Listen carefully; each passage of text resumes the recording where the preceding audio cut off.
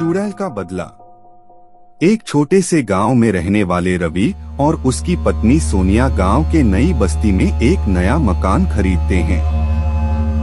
इस मकान में अनेक बार हालात अजीब और असामान्य होते हैं, लेकिन वे इसे अधिक गंभीरता से नहीं लेते। एक रात सोनिया अपने सपने में एक चुड़ैल की दृश्य देखती है जो उसे चिल्लाते हुए उसे मकान के एक कोने में ले जाती है। सुबह होते ही सोनिया डर कर उठती है और रवि को अपने सपने के बारे में बताती है। रवि और सोनिया दोनों डर जाते हैं, लेकिन वे भूतिया बातों को मानते नहीं हैं। एक दिन रात को जब वे अपने मकान में ही हैं, एक अजीब और डरावनी आवाज सुनाई देती है। सोनिया की आवाज आती है, कौन है वह, लेकिन कोई जवाब नहीं आता। फिर उन्हें एक अदृश्य शक्ति खींच लेती है और उन्हें मकान के एक छोटे कमरे में ले जाती है। मकान के छोटे कमरे में रवि और सोनिया एक पुरानी और भूतिया आईना देखते हैं जिसमें उनकी पिछली जन्म की कहानी दिखाई जाती है।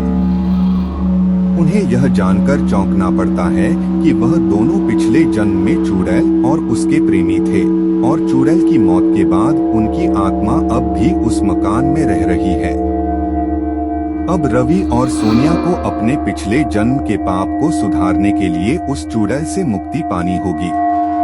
उन्हें चुड़ैल की मदद से अपने पिछले जन्म के पापों को दूर करने के लिए एक प्रयास करना होगा। दोनों रात भर चुड़ैल की सेवा करते हैं और अपने पिछले जन्म के पाप को माफ करने की प्रार्थना करते हैं। सुबह होते ही वह अदृश्य हो जाती है और रवि और सोनिया को एक और आवाज सुनाई देती है, तुम्हारे पाप माफ कर दिए गए हैं। अब तुम्हें चैन से जीने का मौका मिलेगा।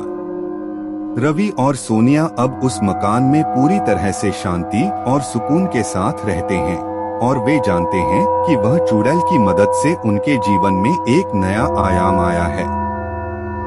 इस कहानी से हमें यह सीखने को मिलता है कि पिछले जन्म के पापों को सुधारने का समय हमें अपने जीवन में कभी कभी आ जाता है और हमें उसे मानकर अपने आप को सुधारना चाहिए।